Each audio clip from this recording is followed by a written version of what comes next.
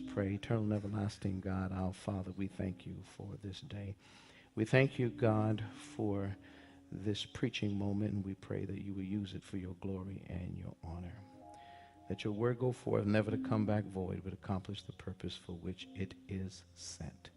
And God, we would be careful to give you alone the praise and the glory and the honor. In the name of Christ, we do pray and give thanks. Let every heart say, amen. Amen. Stand with me all over the building. I want to turn your attention to a couple of scriptures.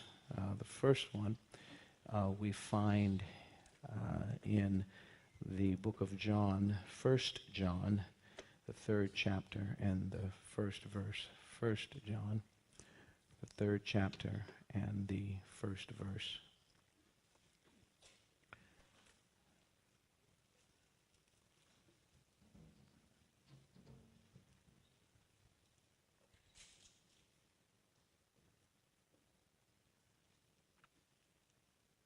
And here we find the words, now there, 1 John, not St. John, 1 John, the epistle, amen. Behold, what manner of love the Father hath bestowed upon us, that we should be called the sons of God. What manner of love the Father has bestowed upon us, that we should be called the sons of God. The second scripture is found in the book of Acts. So Jetta said, take a left, go back over to the book of Acts and the fourth chapter.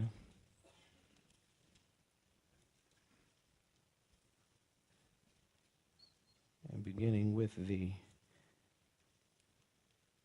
32nd verse, I'm going to read down to the 37th verse. The book of Acts.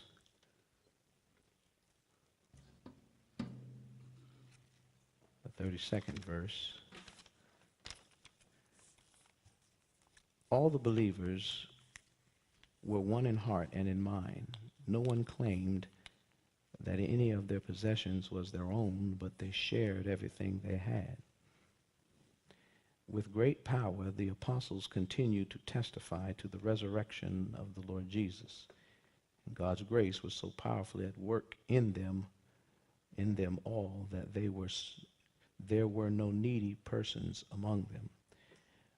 For from time to time, those who owned land or houses sold them, brought the money from the sales, put it at the apostles' feet, and it was distributed to anyone who had need. Joseph, a Levite from Cyprus, whom the apostles called Barnabas, which means son of encouragement, sold a field that he owned and brought the money and put it at the apostles' feet. Scripture as it is written is always our prayer that God would bless us in the reading and the hearing of his most holy word. You may be seated in the presence of the Lord and each other. I want to just talk about the joy of fatherhood. The joy of fatherhood. There's an old saying that I made up last night. That,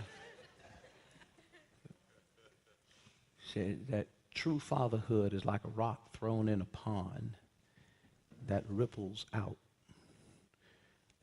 with more and more circles the further it goes. True fatherhood is a rock thrown in a pond that ripples out the further it goes from where it first landed.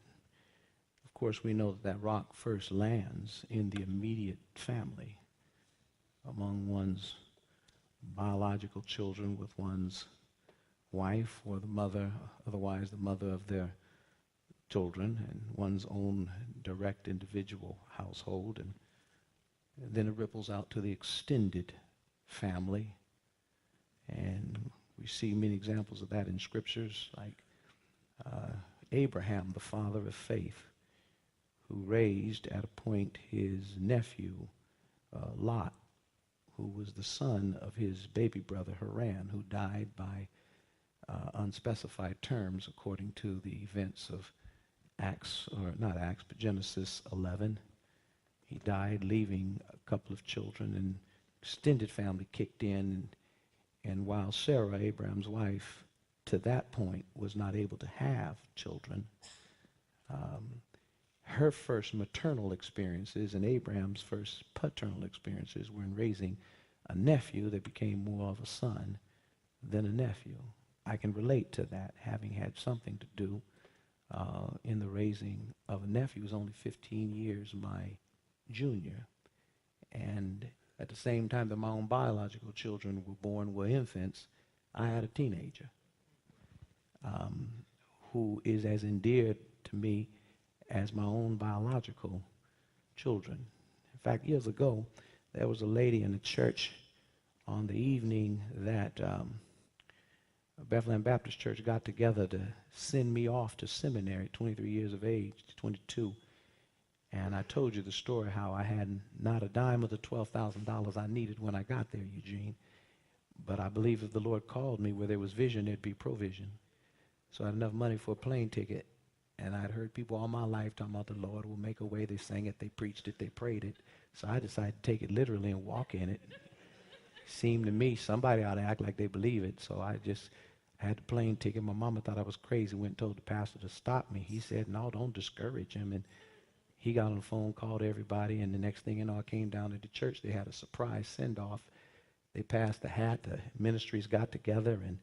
And they saw me transform over the years from a little rascal and a constant prayer burden of my mama, to a young person who was given the hint that he might have some usefulness. And they handed me that night a little over $12,000. And because I thought I was fool enough to step out on faith. See, sometimes you just got to get walking. And God will bless you along the way. And one of the people who gave me a gift that night, Roland, was a lady, Mother Mitchell. She was in her 80s then. And there weren't very many 80-year-olds around then. And she said, I don't have big money like the rest of some of these y'all, but I got $3 little dollars, one for the Father, the Son, and the Holy Ghost. There's 3 brand new $1 bills. She said, I know you like ice cream, boy. Get you some ice cream along the way. Because my grandparents owned an ice cream store, Patterson's 24 Flavors on the corner of 17th and K Street, now MLK Way. They actually had 32 flavors, but they didn't want to change the name when they added a couple of more flavors. So everybody knew we liked ice cream. She gave me those $3 little dollars. I knew there was nothing I could ever buy with $3 that had more value than this token of her love for me, because when I was getting in trouble and people said I wasn't going to be nothing, Mama Mitchell used to come to me every Sunday and come and say, come here, boy. And she'd grab me up underneath the hook in the back of my head, the proud symbol of every black man, that hook in the back of our head. And she would rub my head and say, you're going to be something one day. She just kept speaking that into my spirit till I started to believe her. And I had promised myself when she gave me those $3 little dollars, I said, when my first child goes off to college or leaves the home, I'm going to give them to him. I didn't give them to Chris. I didn't give them to Sam. I gave them to Ramon to let him know that though you're not my biological child, that don't really matter to me. You are my first child leaving the house. Extended family. Fatherhood, real fatherhood is a rock that's thrown in the pond. It lands among your own biological family, but then the extended family, as it did for Abraham, as it did for me, as it did for so many of you, it ripples out. But then it ripples out into the congregation. Congregation. A church ain't nothing but a family of families. I'm not going to be long this morning. Look at your neighbor and say, tuh.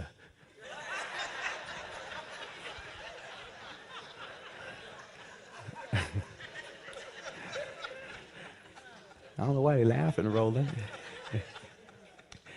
I'm going to fool y'all. I'm going to give you Father's Day gift. And a church ain't nothing but a family of families. In fact, if you take away a few of the genealogical tables and a few of the hard doctrinal sections, the Bible is really a collection of narratives about families and how God works in the muck and the mire of families and all the brokenness and the pain and the panic and the chaos and the daybreaks and the midnights and families and the upset and the upheaval of families. Like Abraham's family. Baby boy Nahor he has 2 kids, no wife, first family of God. And one Abraham's son got 2 baby mamas. Babies and no wife. And then they got 2 other boys who got kids. They can't have kids. Ain't it strange? Those who are ready, stable family units, sometimes they're struggling. to have kids, and then those who don't have nothing in place, they just popping them out like popcorn. Ain't nothing new. There ain't be no new thing under the sun. Extended family had to help out. But then in the church is nothing but a family of families. You know, you can't never use the term nepotism in the church. Maybe with the government. But you can have nepotism in the church. You got Sister Sarah, who's on the deacon board. You got her son Steve, who's on the deacon board. His wife Rodelia on the deacon board. That's nepotism.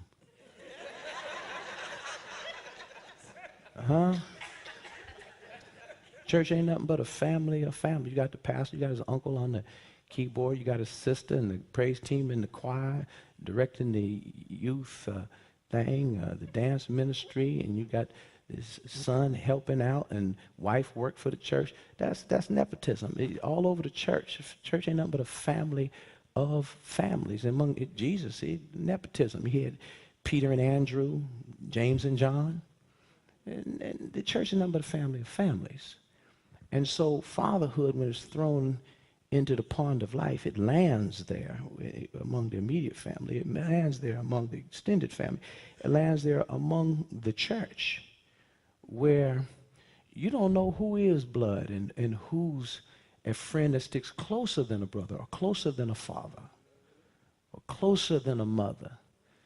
When our kids grew up and when they were in Buffalo, New York, Sheila and I needed help. All our family was out here, so we needed help with child care. She was working, I was working, and we knew we couldn't lean on anyone too heavy, so we spread it around. We had a Monday grandma, a Tuesday grandma, a Wednesday grandma, a Grandma Needy, Grandma Ferguson, Grandma Maxwell. The kids didn't know who their real grandmas were. And the same, you know, there was Uncle Joe, you know, there was Uncle Bobby, there was all them uncles back home, and now they got Uncle Clarence and Uncle Eugene, and the biology really don't matter because the church is a family of families, and as fathers, we get to see the lives of people far beyond even the bonds of extended family in the life of the church. We get to be the large pair of shoes that a lot of young boys want to grow into. My own father wasn't around, but it'd be a lie for me to say I grew up without a father, because what some people get in one person in the main, I got through a collage of strong men, like Deacon Hightower and Deacon Jones, Deacon McAuley, and all those folk who spoke into our spirit and when I needed a little something. Deacon Canada around the block on State Street, who took me out and I caddied for him, and he gave me a $10 bill with a Hamilton, and he said, I'm not going to give you a 5 and 2 1s because I want you to know what large bills look like. And he told me, he said, boy, he said, listen, and he said, if you want a nice car and a pretty woman, you got to have some large bills. This is what the deacon told me. You can't be going out with no $1 bills. He said, Roland, if you want the nicer things and the finer things, the sisters say large bills. Large bills. Amen. Because if they ain't got no large bills, when you go out to dinner, they get them alligator arms when the bill come. You know, I would get it, but I just can't quite reach it. He don't have no large bills. So they blessed me in the extended family and into the church and then into the life of the community.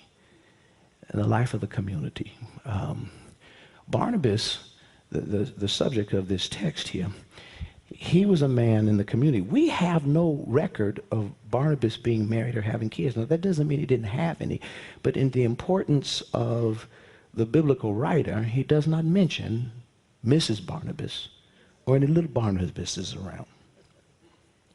Biblical writers didn't give you a full history chronicling of events as we would. They gave you more theological history. They included those events and activities that were important and reinforced the theological point they were trying to make. And Acts, which is the history book of the New Testament, it records the saints in the infantile days of the church that they lived in communes because many of them were excommunicated from their, principally at this point, Jewish families for having accepted Jesus as the Christ. He came unto his own, and his own received him not. And therefore the Christ followers found themselves in the crossfire of the tyranny of the Roman state that saw this Jesus crowd as being naughty and not giving enough reverence to Caesar, but also the Judaizers who saw them as a heretical offshoot from mainline Judaism, a sectarian movement that needed to be put down. And so all they had was each other. And this was why when Jesus' admonition, love ye one another as I have loved you. And by this they'll know you're my disciples. Because the only thing you're going to have that's going to stand between each of you and starvation, each of you and ambush, each of you and danger, each of you and destitution is each other. You're going to have to live together. And you're going to have to take care of the elders, take care of the children. You're going to have to be a village, and you're going to have to practice some koinonia, which means caring, sharing. Share because you care, and if you care, share. How can you say you love God whom you've never seen and be so indifferent to your brother, your sister whom you see every day? In fact, don't even think you can with any credibility offer your faith to a world of faith that you seem to suggest has no power to even alter your own relationships with each other, and in fact your relationships to your things for the sake of each other. If you cling more tenaciously to your things than you do each other, symbolizing to the world that you love things, you use each other. You need to flip it. That's the way the world is. They love things and they use people to get it. We love each other and we use things to meet each other's needs. Oh, come on, let me say that again. I just gave you something there. We love each other and we use things for each other. And they modeled that the Christ faith altered their values. What they began valuing is people. Understanding that we love God whom we've never seen, and we model that by meeting the needs of those we see him every day. And in the community, there were people, you know, we don't all have the same level blessings, just like we don't all have the same talents. Some have one talent, some have three, some have five, Jesus said in the parable. And some have big money, some have little money, medium money, some have little money. Some have metropolitan grill money, and some have and Salty's money, and some have Applebee's money, and some have shop at Walmart, go home and cook it money, but we all have different kind of money, and everyone gave such as he had. Amen. And apparently somewhere in the other church there was a guy named Joseph. He was a Levite.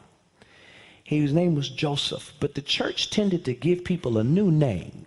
Like this, the way our slave foreparents said it, I told Jesus it would be all right if he changed my name. Sometimes in the faith community, going all the way back to the beginning, when folk really got close to the Lord, they would give them a new name that expressed what they were becoming in the will of God. So you find old Jacob, whose name meant hustler, and Mac Daddy and player, that once God got a hold of him and he was going to be the progenitor of the 12 tribes, you can't have the head of the tribes of God, you know, going by the name of player. They just kind of don't sound right. So God gave him a new name, Israel, which meant God rules. And so quite normal was it for the new church, this one fellow named Joseph, who was a Levite, they gave him the name Barnabas, which meant encourager. That's how they knew him. What about old Joe? Man, that dude's an encourager. There were witnesses within the church who had been the recipients of Joseph's encouragement. Encouragement in words, but not just in words, in deeds. In deeds. And here's an example while they talked about those who were more affluent in the church. Their offering reflected their salary index, and it should be that way. It should be that way today. Your offering should be the size of your vacations.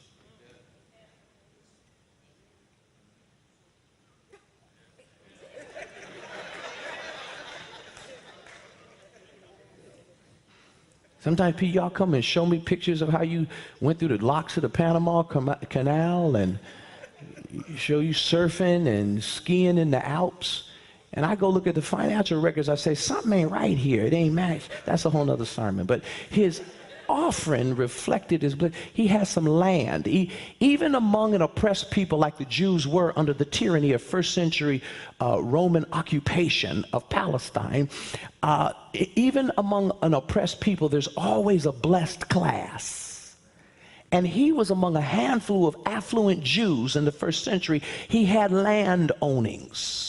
And in an agrarian culture where much of what was produced was agriculture, that meant he had land, which means he was growing something, whether it was olive trees for the olive oil, whether it was vineyards for the grapes. He was growing something, and therefore he had employees and workers, and among these employees, workers, and the families were blessed by the salary the men came home. Apparently he probably paid them well, but he was known as an encourager. And of all that he did even before then, he liquidated when there was need for somebody to have a place to stay, somebody to have a roof over their head, somebody to have some food on the table, somebody to have some clothes. He liquidated some land, sold it, brought the proceeds, gave it to the apostles so they could distribute it among them. His life was a rock thrown into the pond of life. Hit his own personal family, it's not even talked about. Hit his own extended family, it's not even talked about. And now it ripples up in the church, which is a family of families, and a church that has had to become community. And now his individual wealth is translating into the welfare for others. The welfare for Ted Turner, the starter of Turner TV and so forth, who really was the engine behind the development of cable TV. He said he got to a point where he realized he could never spend all the money he had. And so him and his wife came together and said he was going to give away 99.9% of his wealth. And even after he did that, he would still be a millionaire, a multimillionaire. After giving away 99.9%. He went to Bill Gates at a point when Bill Gates every year had been the wealthiest man in the world. And he told him, he said, Bill, how much can you ever spend? And he pushed Bill and pushed Bill and pushed Bill till Bill started the Bill and Melinda Gates Foundation. It takes a billionaire to influence a billionaire. You can't send no thousandaire to talk to a billionaire. They ain't gonna listen to me.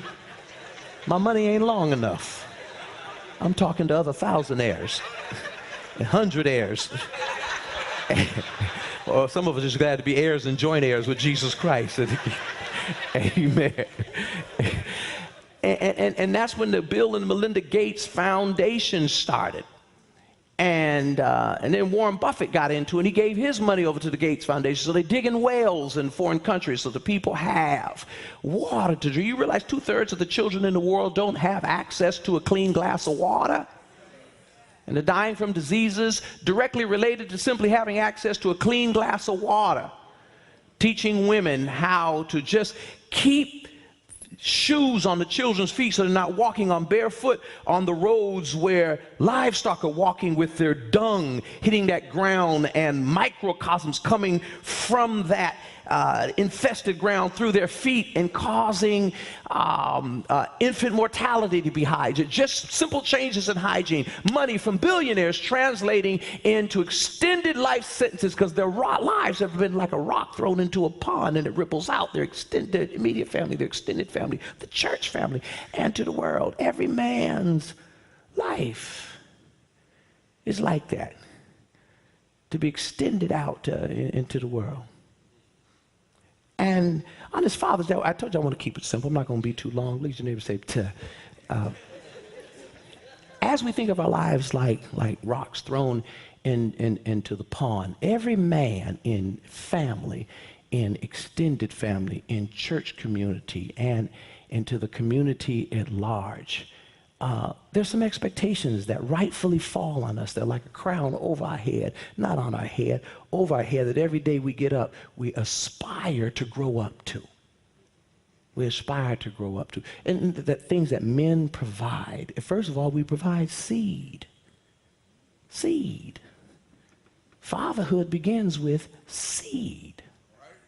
I'm not trying to give you no one-on-one biology class, but God is Father as creator, the initiator of all creation. All that was made by him, and without him was nothing made that is made. He is the Father in heaven. And how it works complemented with the mother has the power to grab seed and take it and nurture it in her womb to produce life. But it starts with seed. Seed's got to find its way up into that birth canal, up into that egg. But this egg needs a seed. It starts with seed. And some people say, my daddy wasn't around. He ain't do nothing for me. See, he's just a sperm donor. Listen, don't write that off, because if he hadn't done that, nobody else would have been able to do anything for you. As I have lived to learn, I've learned the depth, the power, and the wisdom in the providence of God of what he meant when he said, honor thy mother and thy father, that thy days may be long upon the earth. Honor that absentee father that didn't stay around. Mom and daddy were ships passing in the night, because if them ships hadn't passed, wouldn't have been no other chapters to write on your life. How many of y'all saw Sugar Hill? Wesley Snipes, Michael Wright, Ray Nathan, and Romello Scruggs, the drug dealers. You know, Romello was the businessman. Ray Nathan was the little brother. He was the heavy. And Ray Nathan was he ran the gangs, moving the drug. He worked the business end of it. And he wanted to get out of that stop chasing that hustler money and go straight. And his brother Ray Nathan wanted to keep him in, because he couldn't see himself outside that street life, but he was really dependent upon his older brother Romello. And one thing Ray Nathan couldn't understand is why Romello was always going to see about Daddy, who was played by Clarence Williams, not our Clarence Williams. The one who played Link in Mod Squad, that Clarence Williams. And he was a jazz player. He was a musician, but he wasn't much of a father. He just provided seed. And Ray Nathan hated him because of all of his deficiencies. Romello respected him, and he would always say, he's our father. That was a matter of fact. I grew up more flowing in Ray Nathan's lane.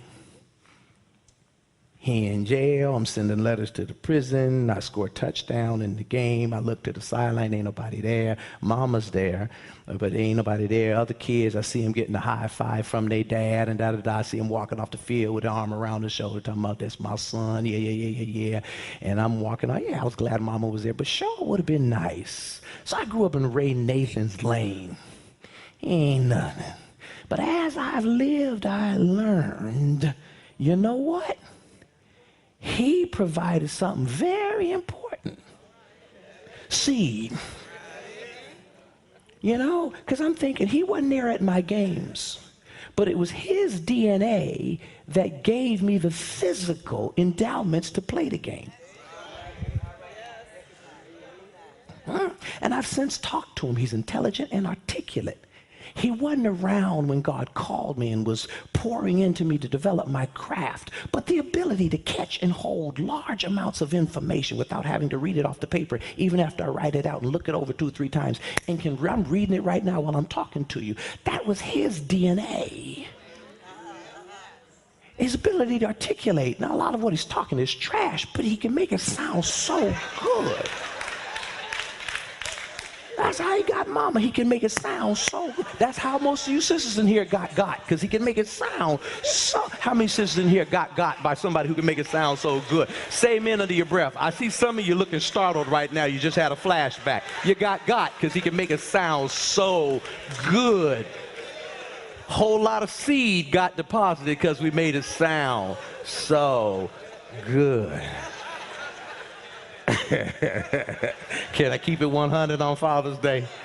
Seed! Everything I do every day is supported by a genetic stream that came through him. I stand here today and I declare, I'm glad my father is who it is, because if I had not had his seed, I wouldn't look the same. I wouldn't have the same intelligence. I wouldn't have the same physical ability. Everything I've done in my life was supported by DNA that came through him. He's my father. We provide seed. Now we got to provide more than seed. But it is important that we provide seed. You got to provide sustenance. There's nowhere in the world, no culture where fatherhood is not closely associated with providing. You got to provide. People got to eat. They need clothes. Need a place to stay. They need tuition. They need money to go to a little store and little movies. And even when you break up with mama, you don't break up with the kids. Send a check.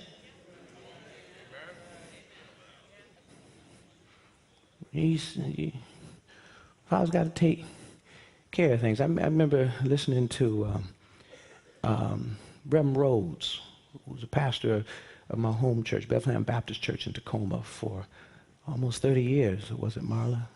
And Dr. Rose, I heard him one Father's Day at a breakfast on the Saturday before Father's Day, and he was talking about his own father.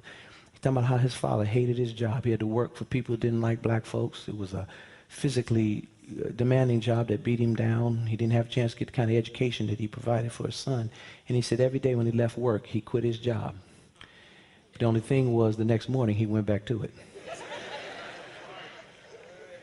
Because he said he had mouths to feed. Huh? And sometimes folk don't know the nasty, dirty jobs that men work. I'm not saying women don't, but this is Men's Day. This is Father's Day. Dealing with supervisors you can't stand.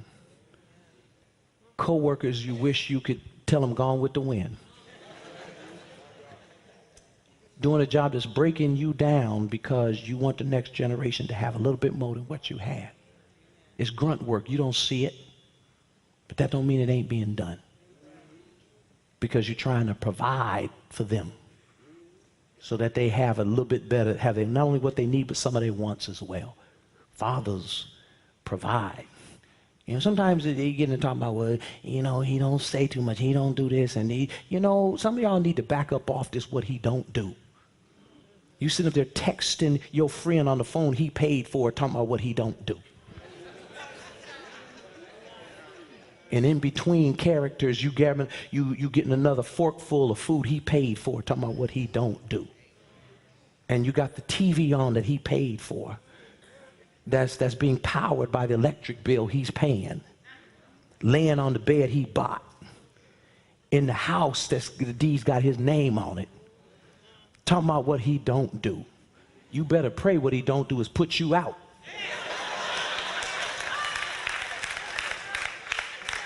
Because he don't need you, you need him. Huh? If he leave, your possibilities go down. If you leave, he just got more cash flow on hand. Come on, somebody.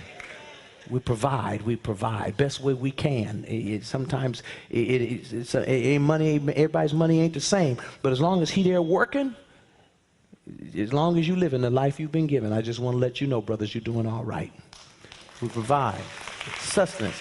We provide sense, helping make sense out of stuff. I remember when Ramon came into our life, he wanted to stay with me. I asked him to come and stay for the summer, work in my summer farm program. He was 16, 17 years old, and he told people he was staying with us permanently. And it got back to me. And I had infants. Sam was just born. Carissa was less than 2 years old. And I went to Clem Hodges, one of our strong men in the church, one of our Barnabases. And I said, Clem graduated from Morehouse, had a master's degree in social work, had been in the military, ran one of the state mental health agencies, and he was the director of Christian education for the Empire State Baptist Convention. He was a blessing to his family, me, extended family, church family and to the community. And I said, Mr. Clem, what should I do? He heard the question. I said, should I take him a teenager? I said, my nephew is a teenager. It's going to be a strain financially and all that. He looked at me and he says, whenever you get an opportunity in life to do good, you should. And that just made so much sense. Just that simple. A decision that has powerfully impacted the life prospects of a nephew who's going nowhere fast. Just a little bit of sense. From a man whose life was like a rock hit the pond and those ripples came right into the pastor's life. And that's how that decision was made. His life was a rock thrown into a pond and a ripple rippled right into my life. He was an encourager. He encouraged me to take in my nephew. He helped me make sense. A man, a father. In all those ripples, we have to provide seed. We have to provide sustenance. We have to provide sense. We have to provide standard. Standard. What's the standard? What I ought to be. Langston Hughes said, if I can see it, I can be it. The problem with a lot of the boys that's getting in trouble is the standards before them. They're seeing all the wrong things. One of the reasons why it's so important for men to come to church all the time is because there are women who are dragging their kids to church. See, I tell people all the time, I had a horrible drug problem growing up. My mama drugged me to Sunday school. She drugged me to Baptist Training Union. She drugged me to 11 o'clock service, because we didn't have 8 o'clock then. She drugged me to 3 o'clock service. She drugged me to evening service. She drugged me to Vacation Bible School. She drugged me on the usher board, the choir. She drugged me to the church because mama paid for all the choir, so we was at choir rehearsal 3-4 nights a week, sitting on the pews. So my life literally was raised in church. I thought my address was that of the church. But while I was there, I saw more than skirts. I saw some trousers and some suspenders. Because Deacon Hightower and McCauley and Jones, they were around there. And because without even realizing they were walking around, I watched them, how they talked. I watched in the church. I saw some of the men, like Deacon Canada I told you about. He had a billfold with a clip. I saw how he kept his money. Clarence must have known him because he has a clip. He got a clip for his money, he got a clip for his pistol, and then he got candy over here for the little kid. Trying to buy them off. Pimping kids in church with candy. Kids are watching. I learned how to polish shoes in church. I learned that a man should always wear a white t-shirt under a dress white shirt so that you don't get a flesh tone. I learned that you should always put collar stays in your collar so it don't turn up, so that it's crisp. Women don't know that. They don't wear them kind of collars. Men got to teach them that. I learned how to tie a tie in church. I learned that your belt should match the color of your shoes by the men in church. I learned that even if you do a hard, dirty job, get a fingernail file, because women take a look at men's shoes and their fingernails.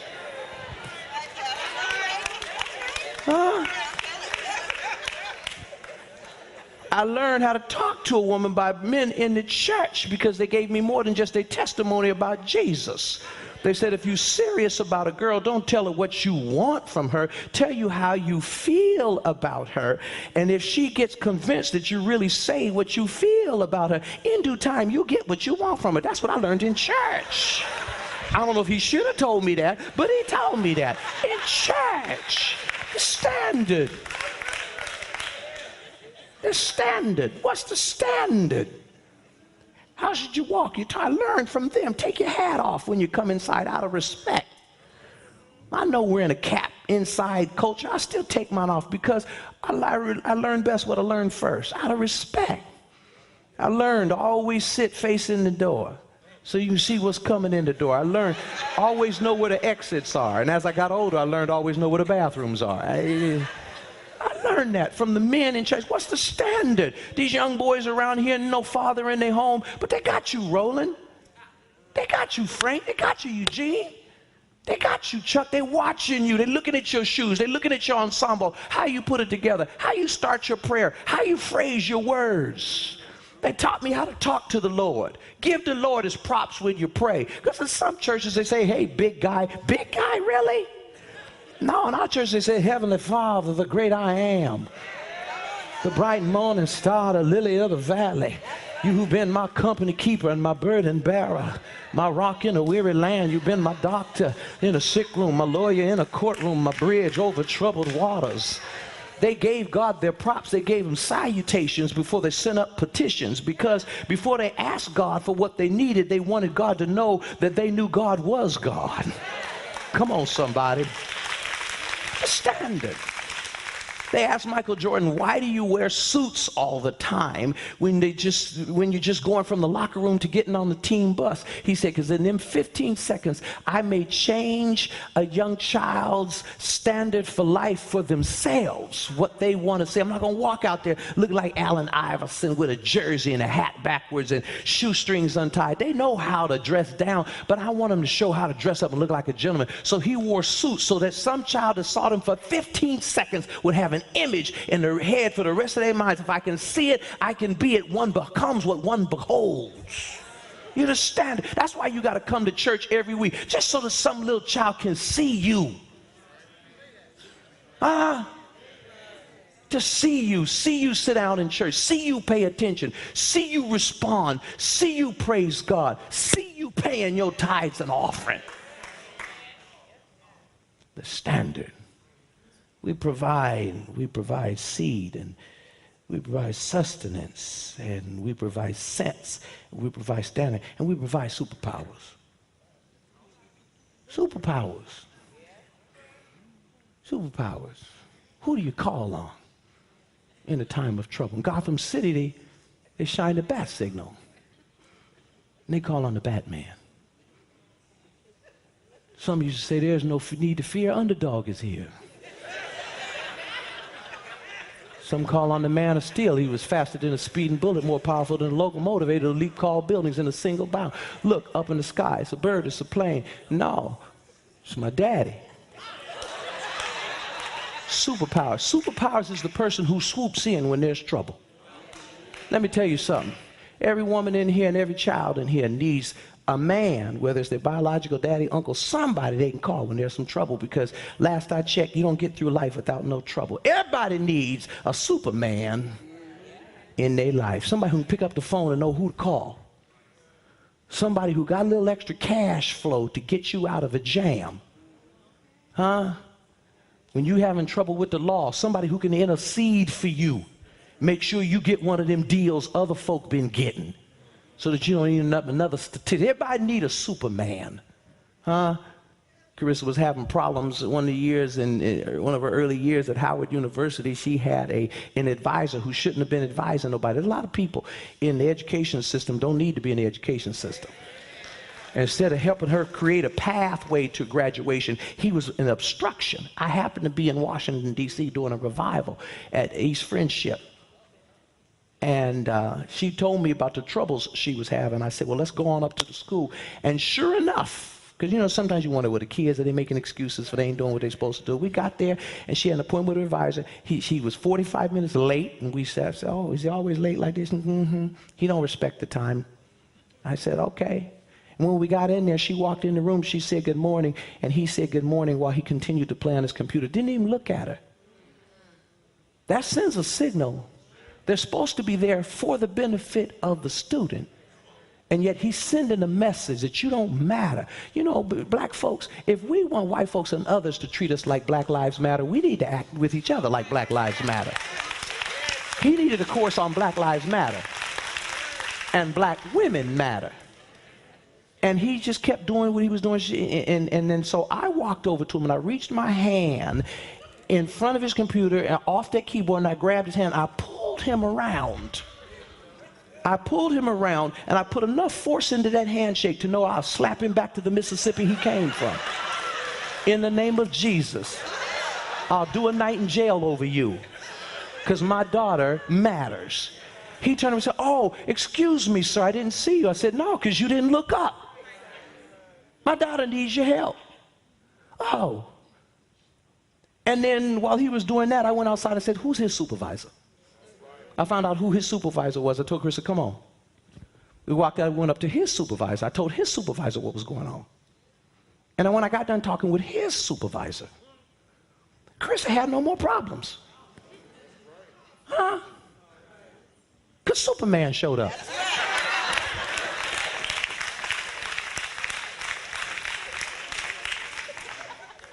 Sam got kicked out of his dorm.